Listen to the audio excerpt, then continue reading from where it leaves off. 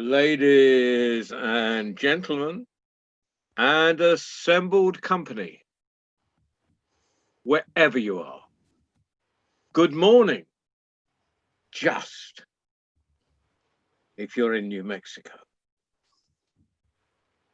Good evening, if you happen to be, and it's getting into the evening now in Romania. We're just sort of end of the afternoon and an early evening in the UK. I'd just like to get that global perspective.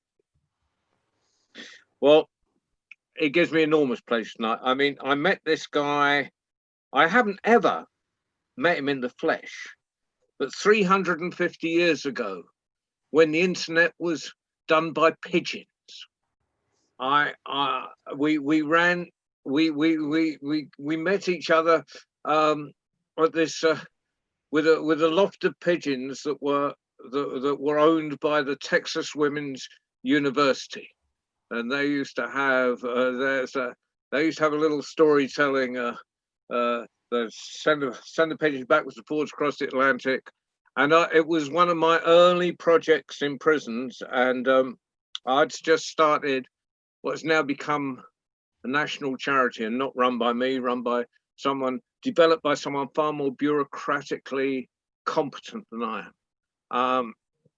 But I ran one of the early storybook dad schemes in the prison, where prisoners made stories and sent it to their sent recorded stories to their children. And Bob and Liz at this time were working with young gentlemen of an interesting background and a few interesting habits, and trying desperately to get them onto the straight and narrow. And Bob had them writing. So Bob and Liz had them writing stories, and so he was sending the stories to me, and I was getting my guys to record them, and that gave my guys a bang, because they were recording things that was sent across from the other side of the Atlantic, and gave Bob and Liz's guys a bang, because they were getting their stories read by real adult prisoners in the UK. So we sort of satisfied everybody, and we actually, I think Bob wrote the article, I didn't, and Bob put it in some American storylines or something, or American storytelling magazine. So that was back at the beginning of time, when dinosaurs roamed the earth. Chickens still had teeth, and all the animals talked to each other. Well, some years later, in the middle of all this COVID thing, as we met the world online, Bob popped up on, might have been on one of ours, it might have been on Liz Weir's, it might have been on Maria's, I don't know. But and so it is with enormous pleasure I bring Bob into the fold and get him to tell us a few stories. Big hand, round of applause for Bob Canagus. Or Canagus, which rhymes with.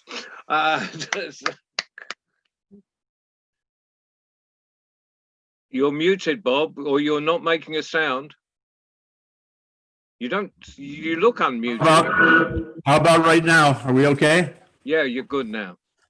Okay, sorry about that. Thank you for that wonderful introduction, John, and hi, everybody. I was trying to think about how I would begin, and I think the most appropriate way is to just express appreciation for this community. As John said, it'd been years since we had even communicated, and I was just so quickly embraced by this whole community. It was just such a wonderful, wonderful welcome. It reminded me of the very first time I went down to Alaska, which was about 50 years ago. I was there to visit a man named Puktek, an old sourdough, an old timer, fisherman, logger. He didn't know I was coming. He had never heard of me. I knocked on the door of his log cabin. I could see him in his easy chair through the window. He never looked up. It didn't matter who was at his door. He just called out, Don't stand there on the outside looking in. Come on in and look out. And that was the way that he welcomed everybody. And that's something I just feel is just so wonderful about this storytelling community. It's a welcoming community. So again, thank you, John. Thanks everybody for tuning in. It's summertime here in New Mexico. 38 degrees centigrade for those of you who use that measure, 100 degrees approaching for this afternoon, summertime. So I think I'll start this way.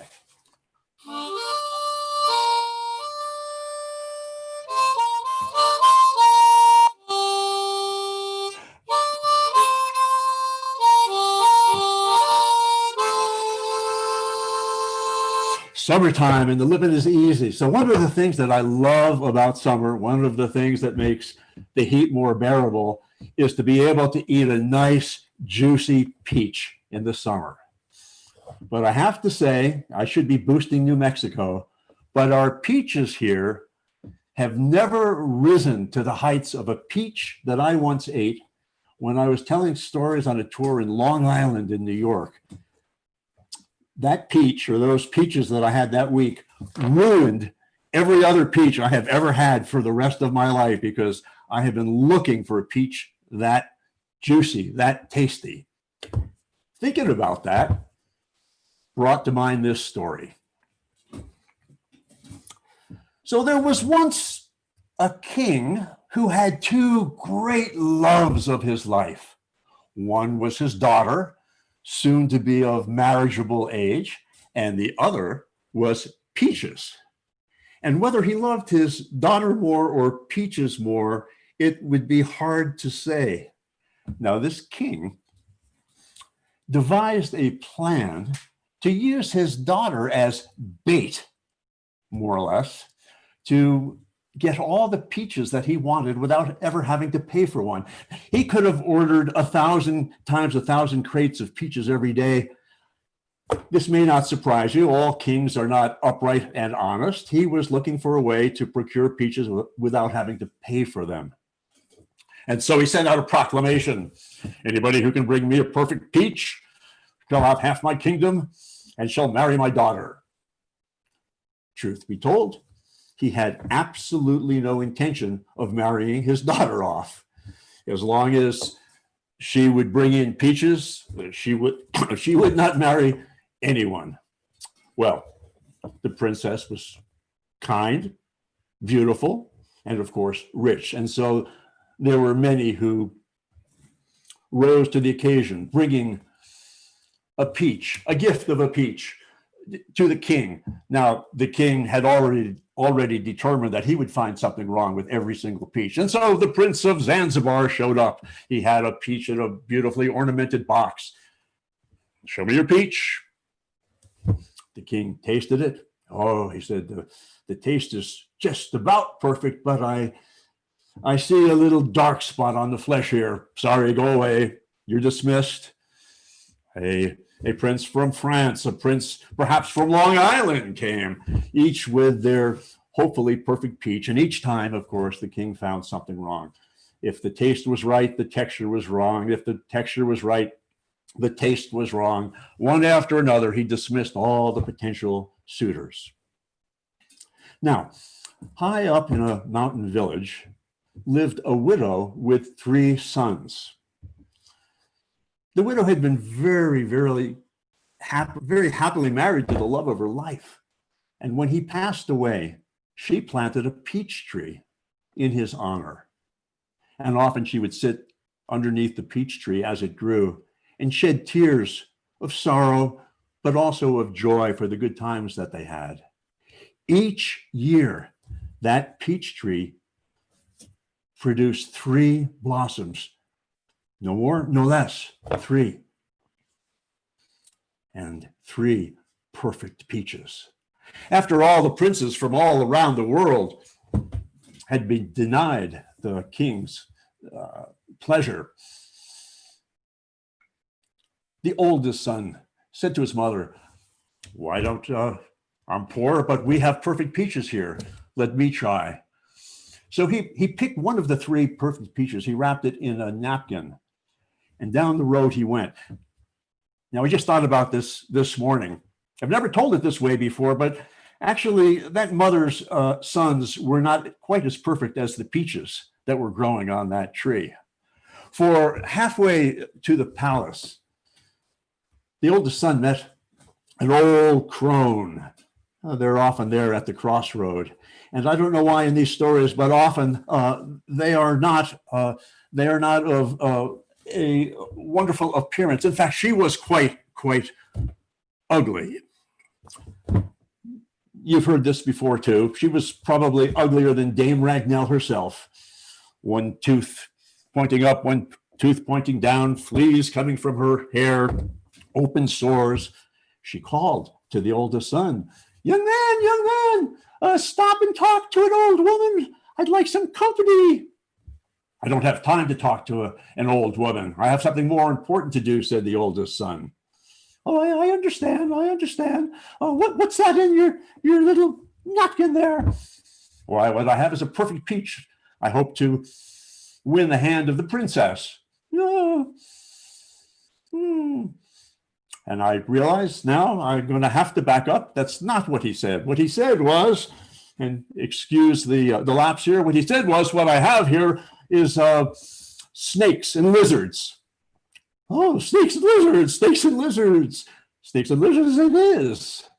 And snakes and lizards it was when he produced his perfect peach for the king. Take him away, send him into the dungeon, the usual amenities. When he didn't return, the second son picked the second peach, and he made the same journey. He saw the same old crone. She asked the same question. "Spend some time with me. Spend some time with me. Talk to an old woman for a few moments." He too was too busy. What do you have in your napkin there, young man?" "Oh, what do I have in my napkin? I've got toadstools and frogs." "Toadstools and frogs it is," she said.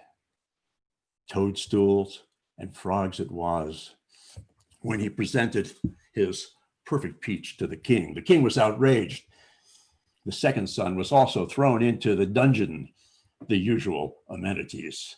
Time passed, and finally the third son picked the last peach, put it in a napkin, and you know how it is with third sons in these stories. He stopped when the old woman beckoned. "Spend some time with an old woman." "Well, I'm on my way to the palace, but I think I can spend a little time with you." In fact, she asked him to comb out her hair, and he did. "What is it that you have in your napkin there, young man?" The youngest son said, "Well, I hope the king will find it to be a perfect peach. I hope to marry the princess and win half a kingdom." Ah, said the crone. "Before you go, let me give you a little gift." She reached into her dress pocket and pulled out, it might have been a flute or it might have been a little fairy harmonica like this. She said, "All you have to do is blow it, and anything that you want will come to you. It may come in handy, but I don't know how to play a fairy harmonica," said the young man. "Oh, don't worry, just put your lips to it and blow." So he tried it.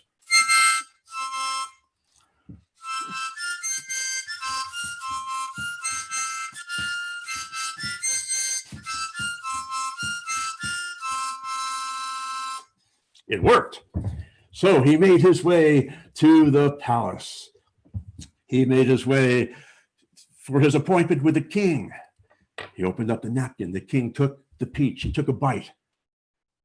Without thinking, without reserve, the king simply blurted out, "This is a perfect peach." Uh-oh.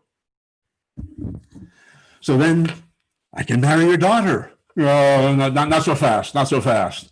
And again, you know how these stories work. There's going to be some tests involved. Yes. Well, what you're going to need to do is, before you can marry the princess, is well, I have 1,000 rabbits. My royal rabbit keeper keeps these 1,000 rabbits, and he's going to let them out each day. And at the end of each day, for 3 days, you're going to need to bring back all 1,000 rabbits, not one less than 1,000. If you succeed, then you may marry my daughter. If not, you know the consequences.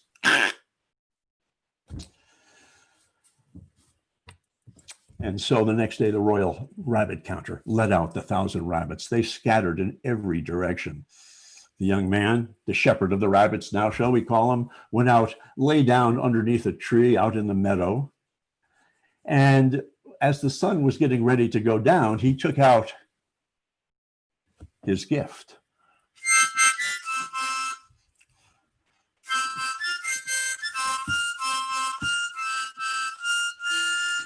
Those rabbits lined up like soldiers, one after another, and behind them they marched as the royal rabbit counter counted 998, 999, 1,000 rabbits. The king was watching. He said, "Are you absolutely sure?" "I'm absolutely sure." "Rat," said the king.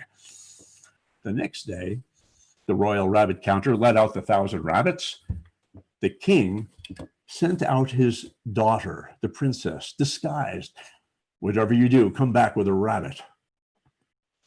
Pay any price that the young man asks." She found him in the meadow.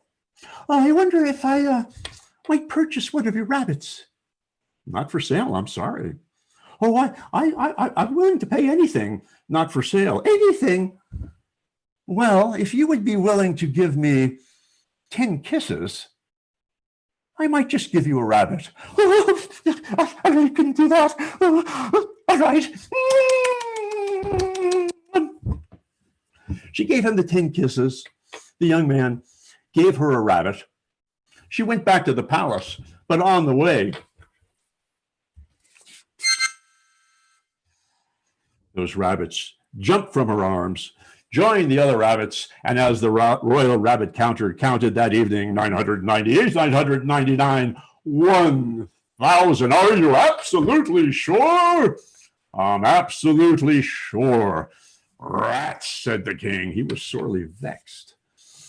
The next day, he said, "I better send out a grown woman, not a child." He sent out the queen, also properly disguised. She too tried to buy one of the rabbits. "Not for sale," said the young man.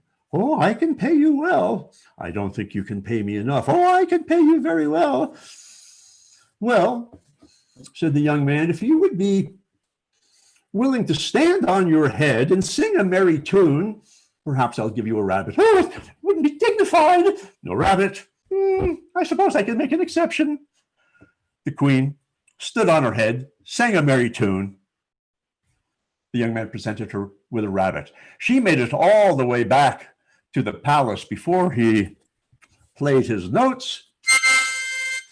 The rabbit jumped from her room out the window and joined the rest of the rabbits. 998, 999, 1,000. Everybody can do this together with me.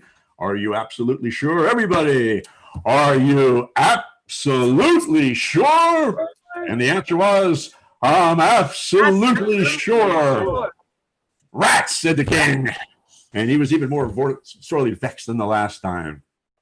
And so on the next day, the final day of the test, the king thought, well, if you want a job done right, you've got to do it yourself. So he disguised himself, not very well, of course, rode out on his steed, rode out on his mount, presented himself to the young man. "Oh, I'd like to buy one of your rabbits." "Not for sale." "Oh, everything's for sale. Everything has a price." "Not everything. No, everything has its price. I'm sure there must be a price." "Well," thought the young man, "let me ask you a question. Is that your horse that you rode out on?" Of course it's my horse. You saw me ride out on it." Well, in exchange for one of my rabbits, if you would just lift the horse's tail and kiss it in that very special spot, I might be convinced to give you a rabbit. Why, that's outrageous. The king was desperate. He raised the horse's tail, took out a handkerchief. No handkerchief, said the young man, and kissed the horse in that very special spot. He received his rabbit. He hurried back to the cook. There will be no mistake this time. He had the cook skin that rabbit, chop it up into pieces, and put it into the stew pot. But there was the magic instrument. And so when the young man blew it that evening, those pieces of rabbit flew out of the stew, found their skin, assembled themselves, and joined the rest of the rabbits. 998. Let's all do this together. 999. 1,000. Are you absolutely sure? I'm absolutely sure. Rat, said the king. And now, with a big smile on his face, the young man knew that he would be able to marry the princess. Not so fast. There is still one test that you need to pass. This will be the final test. The king was thinking fast. Tomorrow I'm going to assemble everyone from the kingdom, from the court here. I will provide 3 large empty sacks. And if you can fill each of them with truth, you shall marry my daughter and have half my kingdom. Of course, the king was thinking, who is the arbiter of truth? I am. I will decide whether the sacks are full or not.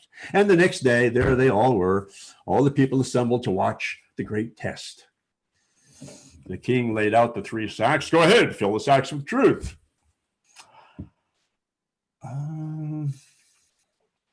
The young man called the princess. He says, I just have one question for you. Several days ago, isn't it true that in exchange for a kiss, for 10 kisses, I gave you a rabbit? It's true. Into my sack. I filled 1 sack with truth. Next he called the queen. Isn't it true, asked the young man, that 2 days ago you stood on your head and sang a merry tune in exchange for one of the king's rabbits? It's true. Into my sack. I have filled 2 sacks with truth. And now he called the king. He called the king as a witness. He said, Your Royal Highness, isn't it true that just yesterday you rode out on your steed, and in exchange for one of your own rabbits, you lifted your horse's tail and, oh, it's a miracle, called the king. The 3rd sack has been filled with truth. You have passed the test. And of course, as you know now, the story ends. The young man married the princess, won half a kingdom. I believe the king continued to eat peaches for the rest of his life, and they all lived as happily as one can ever after. Thanks. Thank you, Bob.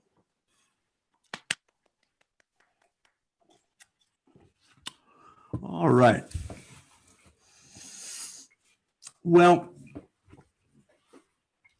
for my next story, I'm going to tell a story that I found in a book that was locked away in a dusty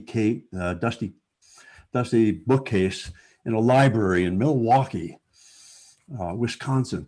One of the things that I like to do when I go to libraries, when I haunt libraries, as I say, is to find books that haven't been checked out for many, many, many, many years. And they had this incredible collection in a lock case. And I found a book called The Firelight the two books, the Firelight Fairy Tales and the Starlight Fairy Tales, by a naturalist named Henry Beston.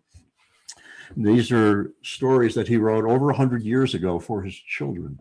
So I've adapted one called The Wonderful Tune. I'd like to share that one with you now. All right. You know, I think I can't see who's there, so I'm going to put my glasses on, I think. Yeah, that's better. Oh, who's there? All right. Now I see some of you. Okay. Once upon a time, a young minstrel made his way through the world, earning his bread by playing on a penny whistle for anyone who wished to hear a tune.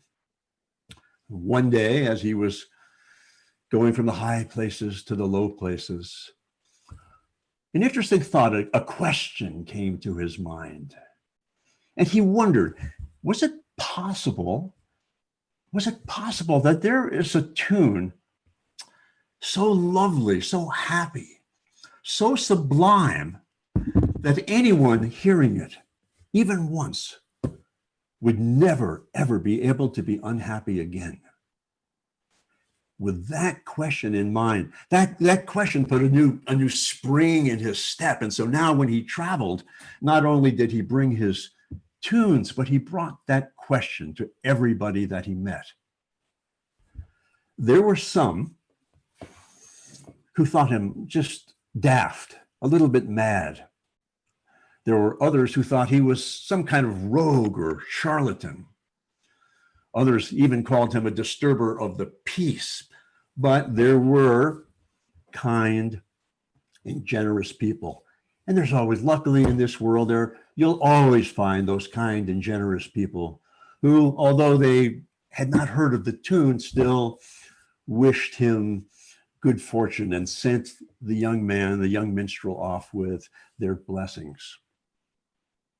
Now, after some time, he came to a city whose Lord Mayor was said to have in his employ a music maestro, a man so learned in music that he had heard every song that had ever been composed or sung or played. The minstrel's heart raced, as you can imagine, thinking that maybe now his quest would be over. He presented himself to the music maestro. The music maestro was a generous man. He ragged as he was, he welcomed the young man in, a fellow musician. When he heard about the quest for the wonderful tune, he thought, well, he said, "Oh, I've got many tunes that might fit the bill. Let me see. Let me play you a few." And so he sat down at a beautiful, ornately decorated harpsichord. It had angels and cherubim and beautiful pastoral scenes, maybe even a peach tree with 3 perfect peaches on it. Oh, it was a beautiful green and gold harpsichord. He played one song after another, and they were full of trills and all kinds of embellishments. They were happy enough, but they were lacking something. Each time the young man shook his head. No, that's not quite it. What? Not the wonderful tune, young man? Are you sure you're not on some kind of fool's errand? Maybe such a tune existed once and was lost, or maybe there just was never such a tune. But if you persist on this quest, and looking deeply into the minstrel's eyes, he knew that young man would persist. He said, if you persist, then you must find the kingdom of music and make proper inquiries there. He took the young man to the window. Far off in the distance, a mountain stream was coming down into the valley. He said, the music master said, follow that stream, follow it up to the headwaters, follow it over the mountain crest. And then he gave directions that were at once very, very precise and yet somehow vague at the same time, involving a long and arduous journey that would eventually, if he was lucky, bring the young pilgrim of the tune to the land of music. And in time, on one beautiful, beautiful summer day, he did indeed arrive in the kingdom of music.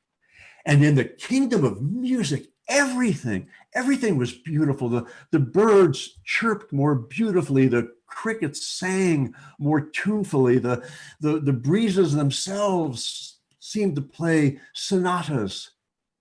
And every single man, woman, and child, old enough to walk or talk, either played an instrument in the king's orchestra or sang in his choir.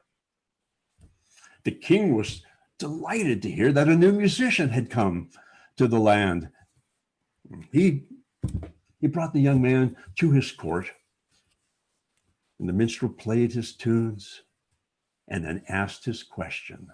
Had the king or anyone in the court heard of a song so beautiful, so sublime, that anyone having heard it only once could never be sad or unhappy again? As he listened, the king grew quiet and wistful. Ah, the wonderful tune, the wonderful tune. Yes, we had the wonderful tune here once, ages ago, and everything was peace and harmony. But something happened. We don't know what, we don't know how, but the tune was broken up into notes. The notes scattered and lost. The beautiful tune has never been heard since. Well, then I, ever hopeful, said the minstrel, I will find those scattered notes. I will find those scattered notes. I will bring them back to you. Bring your musicians here, and we will put those notes back together, and we will play the music. We will play that wonderful tune again. Again, the king was wistful. He said, many have gone and many have tried. Some came back in their old age broken. Some came back still young but unsuccessful. Many more have tried but never returned. But the minstrel was not deterred. I will come back if I can. I will come back if I can. And off he set the next morning. 7 long years passed. 7 years. And not one single note of the wonderful tune did that minstrel find or hear. And it came to pass that on one blustery winter day, far from village, far from home, in a raging snowstorm, the minstrel could go no farther. He succumbed to sleep. He sank unconscious into the snowbank.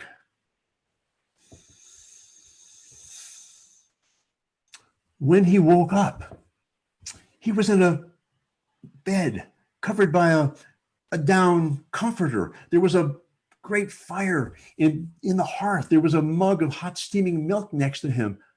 Hovering over him was a young couple, a loving young couple who had stumbled into him in the snowbank and brought them back to the comfort of his home. When he had been restored by their care, he asked about the wonderful tune. He asked about the scattered notes. Scattered notes, said the wife. Why, I think we might have one of the notes right here in the house. She quickly hurried over to the mantel. She fished about in a wooden bowl. Yes, here it is. Here it is. It's been here for a long time. We didn't know what it was. Take it. It's yours. Now, you know how the minstrel found the first note of the wonderful tune. And now I'll tell you how the next notes, all the notes of the tune were found, all that is except for the last note.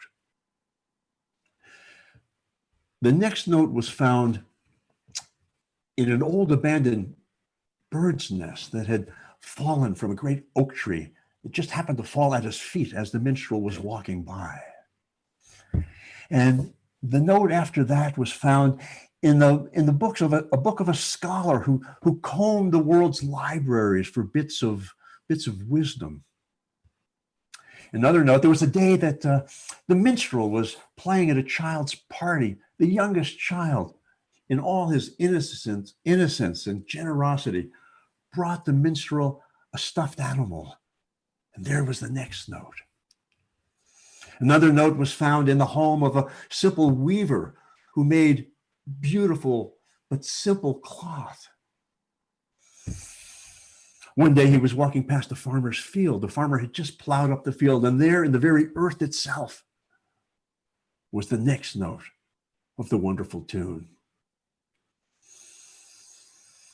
There was a prince who entertained, well, it was the other way around. The minstrel entertained the prince one day. He was a prince who ruled his lands with generosity, with compassion, and most importantly, with justice. He had one of those notes. He gifted it to the minstrel. And then there was the note that an old sailor found, a sailor who was full of curiosity and a sense of adventure. He found a note in a chest of an old pirate and gifted it to the minstrel. But still, there was one note missing. It was apparent to the minstrel that there was one note missing. He continued on his way. And then one day he came to the land of Blue Lakes. Now, the land of Blue Lakes was ruled by the Lady Amoret. And in the land, in Amoret's domain, every day was a festival or a party, and every hour had its pleasures, and every pleasure had its hours. And she was quite delighted to entertain and hear the minstrel's songs, and she liked the songs, and even more than that, her heart moved when she saw the young minstrel. When he asked about the last note of the wonderful tune, she looked at him and said, "Your search is over.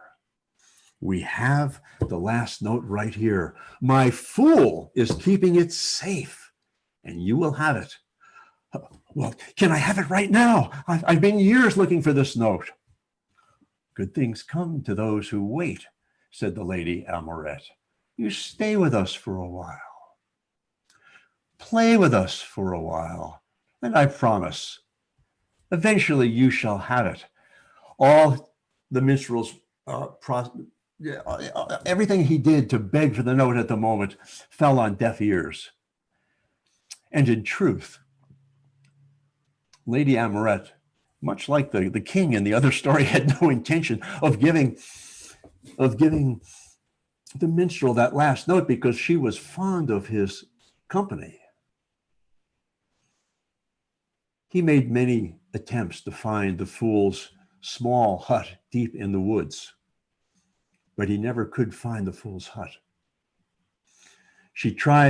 Lady Amoret tried to just drown his memory of the note with all the stream of amusements. It was all to no avail. He kept trying, and one day, Lady Amoret discovered that he was making these attempts to find the last note. And so, in anger, she called the captain of the guards. She said, "Go to the fool's hut, find that note, take that note, and cast it into the deepest part of the deepest lake of the kingdom, and let's be done with that note for once and for all."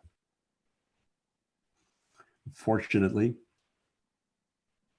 or as fortune had it, as we say, the minstrel overheard Amoret giving these orders. His heart sank in despair. But then he sprung into action. He remembered that on certain occasions it was said that the fool stayed up in an attic far up in the far reaches of the palace. And that particular day it was storming and raging. He thought, maybe the fool is here today. And without delay, he bounded up step after step, high up into the garret of the castle. Without knocking, he burst into the room. There was the fool, dressed in all his motley, with a sly grin on his face. Before the minstrel could even blurt out what had happened, the minstrel winked and said, "I know why you're here. You're here for the last note of the wonderful tune. And don't worry about Lady Amorette's men. They are on a fool's errand. For I have always believed in the wonderful tune, and I have kept the last note safely here under my hat. And now it is yours. Hurry away right now. Go back. Take this note, put it with the others, complete the wonderful tune, make the world glad again." The minstrel didn't have to be asked twice, and off into the raging storm he went. And although he was battered by the winds and chilled to the bone, he was warm and glowing in his heart, knowing that now he had all the notes of the tune. How long it took him to make his way back to the kingdom of music, I don't know. But the day came. The day came, and as he entered the gates of the palace, he called out, tell the king's musicians that I have returned and I have all the notes of the wonderful tune." The king was delighted, of course. He called his musicians together, the royal harpist, the violinist, the organist. "Show us the notes, play each note for us, and then let us see what we can do to put the tune back together."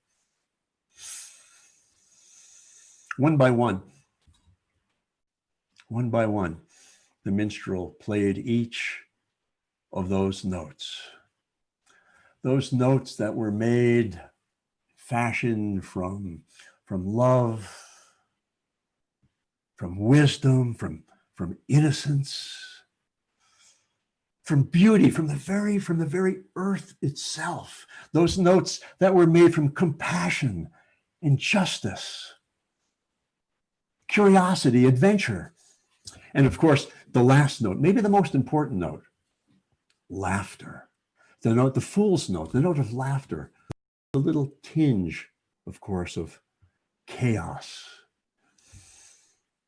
And now, having heard all the notes, long into the night, the king and his royal musicians put the notes together in different combinations. They couldn't get it that first night. They worked all through the next day and another night and a third night. But finally, they had it.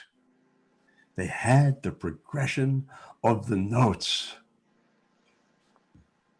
They were ready to play the wonderful tune. But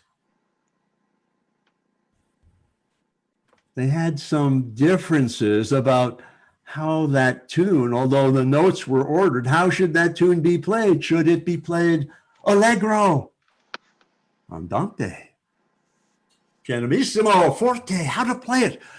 Maybe mezzo piano, maybe mezzo forte.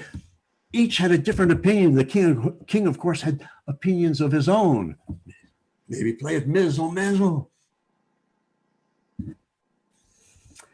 It is said that the king and his court musicians are arguing still about how to play the wonderful tune.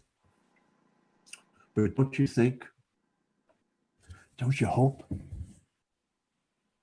aren't you confident that someday they will agree on how that tune shall be played? And on that day, in their time and place and in our time and places, that minstrel will come again, piping the wonderful tune.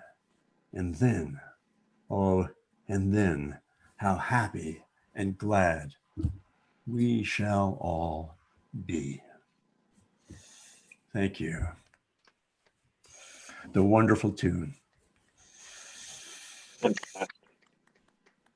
Ah, Wow.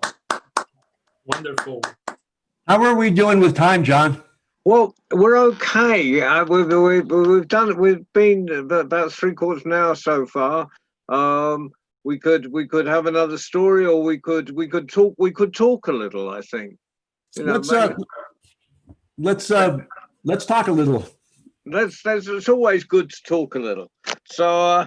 I'm interested in what you're doing now. I mean, I know you've stopped taking people out on 1,000-mile treks and so forth, and Fabio, it's good to have you here. Let's look at the countries we've got with us now. We've got Morocco, we've got England, we've got New Mexico, and we've got Brazil. So it's not there will be lots more people watching us than live here, but in the live lounge we've got a good spread. Fabio's on next Sunday. Now I'm interested in the work you're doing at the moment, because you're sort of very connected, sort of storytelling, as a lot, and wellness and all that sort of thing, which I know. I know Lucy Wood, who's one of the founders of this of the cafe.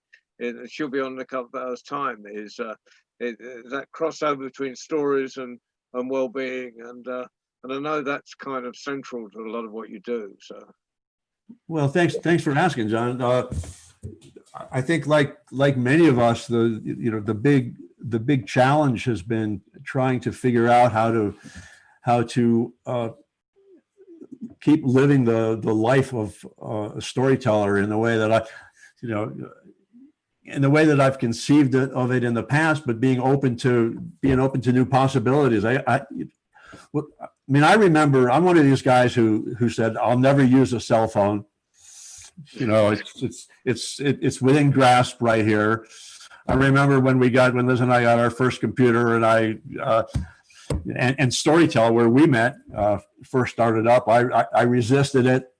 I started off as a campfire storyteller. So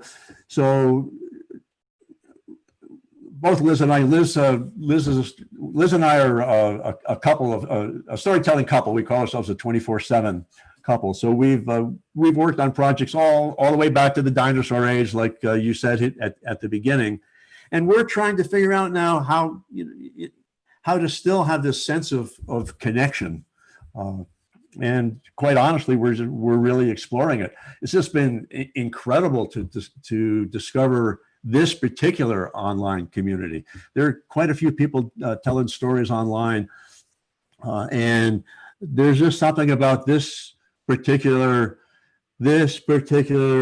group of people and tellers and the spirit here. We have a friend, his name is Dr. Mozzarella. He's let's call him the head of the clan of the cheese family. He once said that the wonderful thing about storytelling is that you get to drink at the well of the world.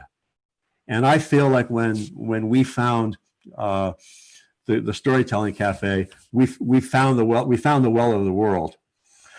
So what are we doing now? We're not doing any live storytelling right now. We're doing some collaborations with a school and some museums and some library storytelling.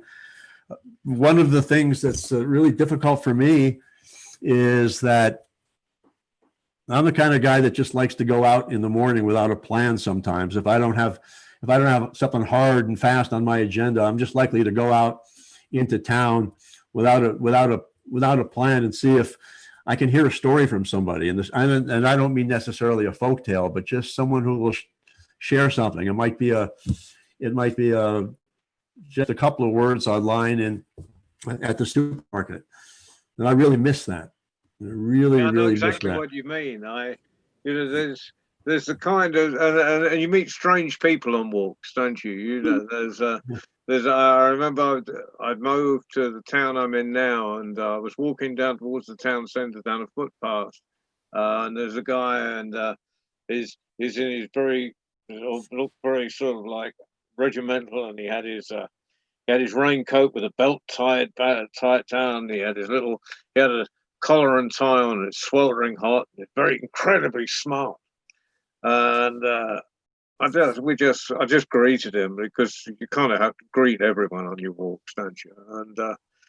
I And he think so. ended up telling me about the whole history of where we were walking down. And I thought, and I had no idea that the footpath I was walking on had been a canal. It's a filled-in canal, and it just added to the whole. Now, when I walk there, I have a story behind it. And if you don't meet people, you don't know that stuff. Exactly. And once you open up your, just speak or listen, there's all these surprises. I don't know I don't know who to quote here. It's one or the other. It's either Albert Schweitzer or Martin Buber. But one of those two men said that all true living is encounter. And I think that's for people who are living the storytelling life. But we can do this online. I mean, Fabio's disappeared for a minute. I can't see him. But it was Fabio fascinated me the first time I saw him. I saw him online, and he didn't actually realize that he'd left his video on his phone, and he was listening to it, but he was going through a market in Brazil. I had no idea where he was, but there was this wonderful market, and he was picking up fruit and bits and pieces. And I just thought, I'm walking through. I mean, how great is that? I was walking through a market in Brazil. And, by accident, from both our points of view, it was by accident. Yeah, that's so funny, John. That was so funny, and I'm still embarrassed about that. No, don't be embarrassed. It would, this is what makes the world. That's the opposite of embarrassment. But it was a wonderful accident. Yeah, I'd like to thank Bob for taking us to such a fairy tale lands. I thought I would be going to New Mexico, but I went all over the place. Thank you. Thanks a lot. Thank you. Another time I'll tell stories from New Mexico. Those were the stories that just kind of called me today. Yeah. Well, I think and that's the wonderful thing about it. I mean, we've been having every Thursday, we have storytellers from Morocco.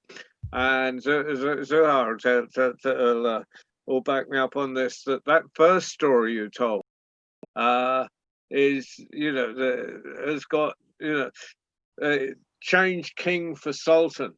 And you've got, you've got the Moroccan stories. And there is a universality about stories, and I know it's a cliche, but there's more that binds us together than divides us, and that becomes really clear in the world of stories. Yeah. So it just is tremendous. So Fabio, you're on next Sunday. Yeah. Or is it your cat that's on next Sunday? Yeah. I just getting deep into just that you said. We could relate it to Bob's story about the musicians when they finally found the perfect tune, the perfect note, but then they're still arguing about how can we play that and this. It is so wonderful. Like the story never ends, right? It's wonderful.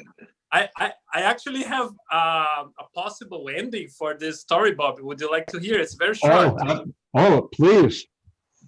Okay, so all those musicians, they were arguing not only about how to play, but which instrument was the best one. The pianist playing and the violinist, and each and every one of them had a perfect tune and the perfect instrument. And the king was mad because the king wanted to hear the harmonium orchestra, not only solos, he wanted to hear the whole thing. And then a little kid came, and after all these these people playing, and they're waiting for food. I was just eating. Sorry, I'm hungry, and I was hungry, and the same thing. It was a party, and the musicians are playing, and they are waiting for the food, and the king was waiting to decide which musician was better, and he said, "Okay, everyone which play." And the pianist played, people would clap their hands and this and that. But then this little kid came, and this little kid had this idea of getting just a glass and a spoon. And the king said, "Okay, you can go there and say this." And the kid said, "Yeah, that's perfect. That's the perfect instrument." And the kid said, "Okay, the food is ready. All guests can serve and can help themselves." And everybody clapped their hands. Oh, okay. I have an idea now, Fabio. Someday you and I have to do this story together, and I'll start it and you finish it. Wonderful. I'm into it. Great. Yeah, maybe that's a Monday night idea. Monday nights I do strange things. We do experiments. So maybe we can take stories and pick up on, you know, like sequels. You know, so if one finishes, but people pick up the next episode. That's interesting. That's imaginative. I like that. Okay. Well, I'll let you both know when that's going to be on. When I program that in, and we'll maybe just get, if we can get half a dozen countries, that'd be perfect. Yeah. Oh, Mike. So Bob, I have a very good, thanks. I have a question, Bob. Have you ever been to Africa? Not yet, and I sure would like to. Yeah. Why did you ask? Yeah. The cafe is based principally in Morocco, in North Africa. Well, boy, what a dream that would be to make it there. Okay. Definitely want to go. Let's go, Bob, as soon as COVID is over. Well, we'd love to run a festival when it's all over. Yeah. Yeah, we're thinking of the World Storytelling Cafe Festival. There's that many of you, so you may be able to find your fares. But you know, I mean, it could just be an enormous get together in Morocco. Would be fantastic. Here's a little proverb that I picked up from another one of these books that you find in locked cases that nobody has read in 100 years. The best way to squeeze the wine out of good fortune is to dance on it with ready feet. So we got ready feet to come to Africa. You bet. Yeah. Well, yeah, we might actually meet at last. You know, I've got pretty near. I've got. You know, but never got quite across the border to New Mexico. So we might have to meet up in Africa in sort of neutral territory. Well, that would be fine. The dinosaurs will roam again, to use your. Yeah. Right, Liz. I'm hearing. You're here. Yeah. You with us on this trip? Yes, absolutely.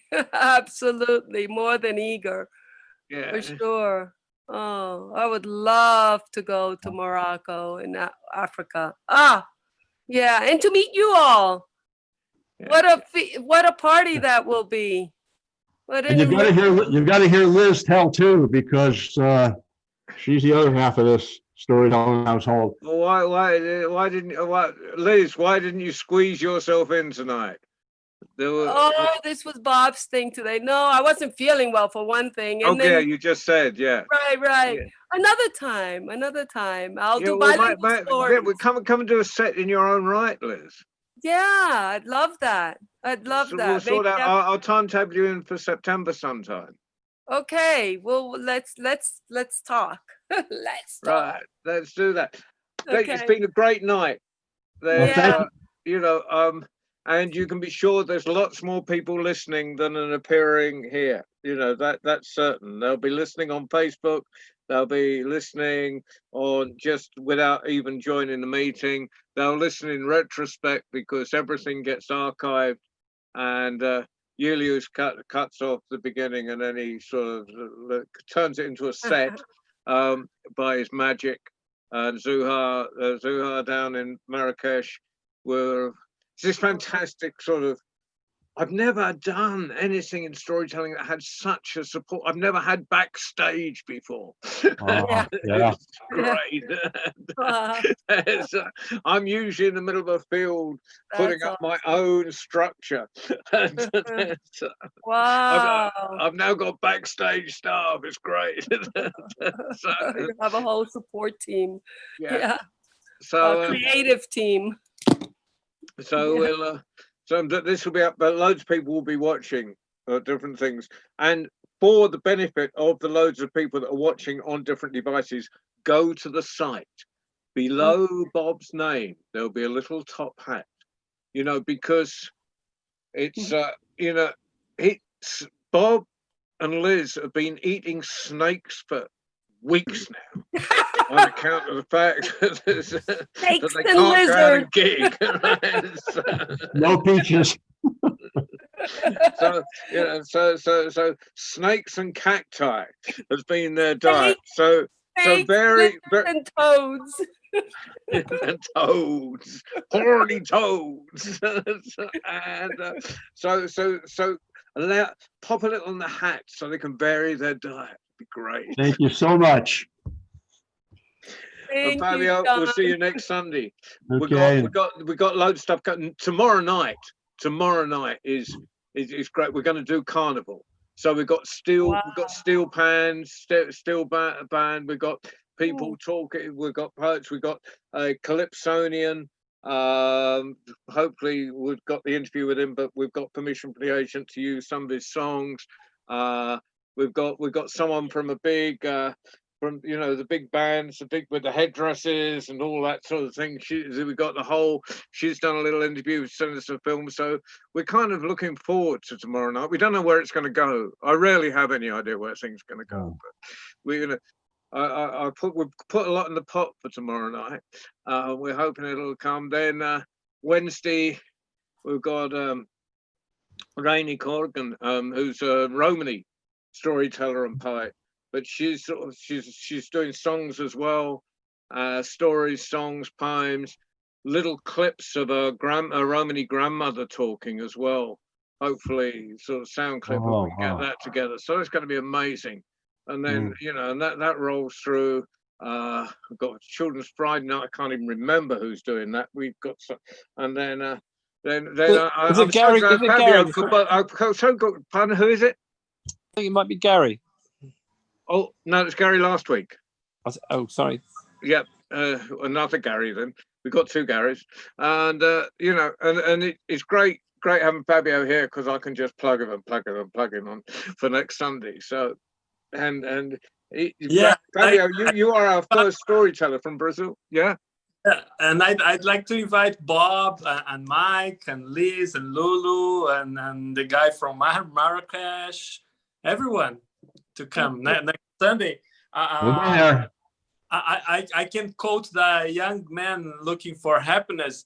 How's that?